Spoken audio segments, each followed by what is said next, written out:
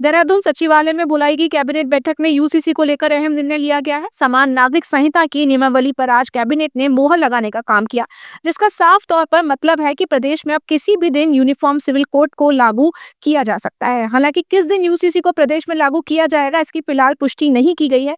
Cabinet मंत्री सतपाल महाराज और प्रेमचंद अग्रवाल ने नियमावली को मिली मंजूरी को राज्य सरकार की एक बड़ी उपलब्धि बताया। वहीं मुख्यमंत्री धामी ने बताया कि यूसीसी को लागू करने का वादा भाजपा ने अपने मैनिफेस्टो में किया था, जो कि जल्द पूरा होने जा रहा है। उत्तराखंड की देवतुल्य जनता के साथ हमारा वायदा था, हमारा संकल्प था कि हम हमारे आदरणीय प्रधानमंत्री श्री नरेंद्र मोदी जी के नेतृत्व में जब 2022 के चुनाव में देवभूमि उत्तराखंड की जनता के समक्ष गए थे, तो हमने ये वायदा किया था कि हम सबसे पहले सरकार बनने के बाद पहला काम करेंगे, यूसीसी का विधेयक लाएंगे।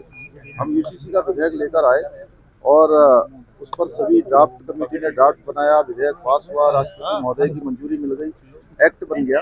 एक्ट बनने के बाद प्रशिक्षण की जो प्रक्रिया है वह भी हमारी लगभग पूरी हो गई है। और आज माननीय मंत्रिमंडल में इस बात पर हमने चर्चा करी कि जल्दी से जल्दी हम उसका डेटों का, चूँकि सारी तैयारी होने के बाद, क्योंकि भारतवर्ष में सबसे पहले यूसीसी लागू करने वाला राज्य देवभूमि उत्तराखंड बनने जा रहा है, तो सभी चीज़ों की समीक्षा करने के बाद हम जल्दी ही डेटों का ऐलान करेंगे। देखिए, निश्चित रूप से मैं अपने माननीय मुख्यमंत्री जी का आभार व्यक्त कर रहा हूँ, अभिनंदन कर रहा हूँ, जिन्होंने एक बहुत बड़ा फैसला, जो एक नज़ीर बन रहा है पूरे देश के लिए और यूसीसी के लिए, आज माननीय मंत्रिमंडल ने इसकी स्वीकृति दी है और पहला राज्य बनेगा हमारा उत्तराखंड जो देश में इस यूसीसी को लागू करेगा। और आज माननीय मंत्रिमंडल ने माननीय मुख्यमंत्री जी को अधिकृत किया है कि वो अपने पूरे सभी विषय को देखते हुए कब से लागू होगा वो उसकी घोषणा करेंगे। बहुत बहुत इसके लिए बधाई, मुख्यमंत्री जी को बधाई और राज्य के सभी जितने हमारे यहाँ के लोग हैं सबको बधाई, और ये बहुत बड़ी बात है। बीते रविवार को देहरादून में अंतर्राष्ट्रीय उत्तराखंडी प्रवासी सम्मेलन का आयोजन किया गया, जिसमें विदेश में रह रहे प्रवासी उत्तराखंडियों ने शिरकत करी। सम्मेलन का उद्देश्य प्रदेश में विकास करना, प्रवासी उत्तराखंडियों को इसमें सहयोग शामिल रहा। जहां प्रदेश सरकार इस सम्मेलन में खासी उत्साहित नजर आ रही है, वहीं कांग्रेस ने सरकार को सम्मेलन के उद्देश्यों को याद दिलाया। अच्छी बात है अगर प्रवासी उत्तराखंड आते हैं, उत्तराखंड के विकास में अपना योगदान देते हैं, लेकिन पहले भी देखा आपने कि कई बार सरकार ने रिवर माइग्रेशन के दावे किए, रिवर माइग्रेशन के दावों पे भरोसा करके प्रवासी प्रदेश में लौटे भी। उन्होंने कई विकास के प्रस्ताव, निवेश के प्रस्ताव विभागों को दिए, लेकिन साल भर तक जूते चप्पल घिसने के बाद, विभागों के चक्कर लगाने के बाद वो वापस लौटने के लिए मजबूर हुए। अब ऐसी स्थितियां दोबारा से न हो, सरकार ने प्रवासियों के लिए तमाम बातें तो कही हैं, लेकिन वो धरातल पे भी नजर आनी चाहिए और जो निवेश प्रस्ताव वो दें वो त्वरित गति से आगे बढ़ने चाहिए। सिंगल विंडो सिस्टम उनके लिए उपलब्ध होना चाहिए, और क्योंकि अगर उनको दिक्कतें आएंगी विभागीय जटिलता की, तो निश्चित तौर पर वो निवेश नहीं कर पाएंगे। अब देखते हैं सरकार ने क्या सुधार लिए। राज्य में निकाय चुनाव को लेकर आदर्श आचार संहिता लागू है, जिसको लेकर उत्तराखंड कांग्रेस ने आज हुई धामी कैबिनेट बैठक को आचार संहिता का उल्लंघन बताया। मीडिया से बात करते हुए उत्तराखंड कांग्रेस के वरिष्ठ नेता पूर्व कैबिनेट मंत्री हरक सिंह रावत ने कहा कि ये सीधा सीधा आचार संहिता का उल्लंघन है। राज्य निर्वाचन आयोग सरकार की जेब में है। यूसीसी नियमावली को कैबिनेट में मंजूरी मिली है। इसको लेकर उन्होंने कहा कि यूसीसी राज्य का विषय नहीं है। संविधान का ध्वजियां उड़ा रही है, कानून व्यवस्था की ध्वजियां उड़ा रही, आचार संहिता की ध्वजियां उड़ा रही, ये जानती है। इसका मतलब निर्वाचन आयोग इनकी जेब में है, इनके पॉकेट में। निर्वाचन आयोग को तत्काल संज्ञान लेना चाहिए, इस सरकार के खिलाफ कार्रवाई करनी चाहिए, क्योंकि इस समय आचार संहिता प्रदेश में लगी है। ऐसे समय में इस तरह का काम नहीं हो सकता है।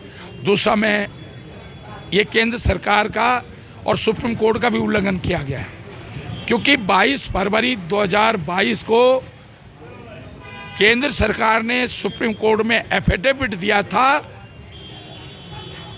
कि ये राज्य सरकार इसमें कानून नहीं बना सकती है, ये केंद्र सूची का विषय है, इसको केंद्र सरकार ही इस पे कानून बनाएगी। ये एफिडेविट केंद्र सरकार ने सुप्रीम कोर्ट में दिया है, तो ये केंद्र सरकार का भी उल्लंघन हुआ है। ये सुप्रीम कोर्ट का भी उल्लंघन हुआ है। प्रदेश में गोकसी की वारदातें थमने का नाम नहीं ले रही हैं। आए दिन किसी न किसी क्षेत्र में इस तरह के मामले देखने को मिल रहे हैं, जिसके लिए प्रदेश में कई संगठन भी लगातार आवाज उठा रहे हैं। ऐसा हो एक मामला संज्ञान में आया है, जिसको लेकर क्षेत्र के लोगों द्वारा विरोध प्रदर्शन किया गया और मौके पर स्थानीय विधायक द्वारा जाकर मामले में कठोर कार्रवाई होने का भरोसा दिलाकर लोगों को शांत कराया गया। गौहत्या किसी भी कीमत पर बर्दाश्त नहीं की जा सकती।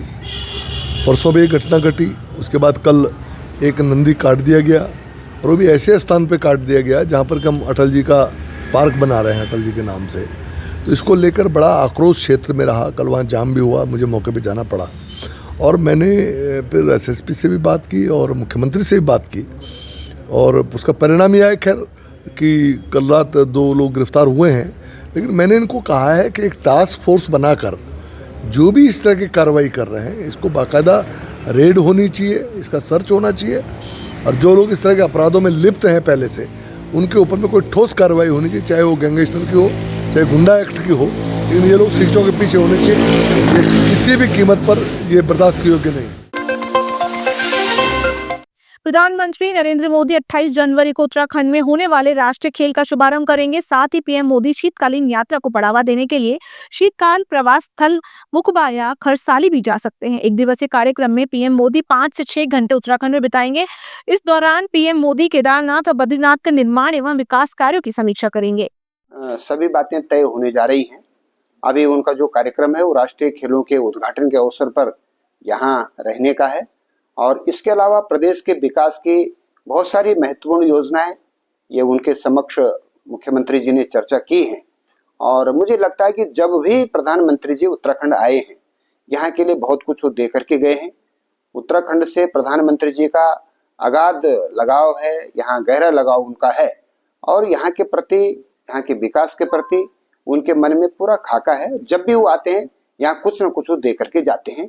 तो ये हमारा सौभाग्य रहेगा कि 28 तारीख को मोदी जी देहरादून आकर के उत्तराखंड के प्रवास के दौरान यहाँ के लिए, भविष्य के लिए कुछ बड़ी योजनाएं वो दे करके जाएंगे।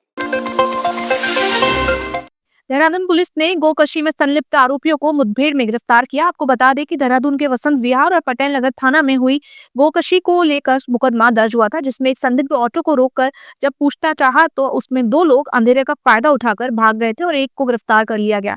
2 फरार अभियुक्तों को पुलिस ने जब पकड़ने का प्रयास किया तो उन्होंने पुलिस पर फायरिंग की। जवाबी कार्रवाई में पुलिस के द्वारा दोनों को पकड़ लिया गया। उनमें से एक के पांव और दूसरे के हाथ में गोली लगी है। पुलिस टीम द्वारा उनको घेराबंदी करके जब उनको रोकने का प्रयास किया गया तो उनके द्वारा फायर करने पर पुलिस टीम द्वारा ही फायर किया गया, जिसमें 2 बदमाश इसमें जो थे इंजर्ड हुए। इसमें एक का नाम है वकील और एक का नाम है आरिश। ये दोनों जो है फतेहपुर सहारनपुर के रहने वाले हैं, और इस पर जो है 18 मुकदमे वकील पर हैं जो विभिन्न गैंगस्टर एक्ट के साथ है। आरिश पर भी मुकदमे हैं। अन्य मुकदमों की भी जानकारी की जा रही। पूछताछ में इनके द्वारा पता चला कि वो यहाँ पर आए थे और यहाँ पर इनके द्वारा दोनों घटनाओं को कारित किया गया। और इसके बाद भी इसमें 2-3 नाम अभी प्रकाश में आ रहे हैं, जिसकी इन्वेस्टिगेशन चल रही है। इस माल को जैसे जो वज़ करने के बाद वो कहाँ लेके गए थे, किसको कैसे सप्लाई किया गया, तो उस संबंध में भी कुछ इनपुट मिले हैं जानकारी में, जिससे हमारी टीम गिरफ्तारी के लिए आगे भेजी गई है।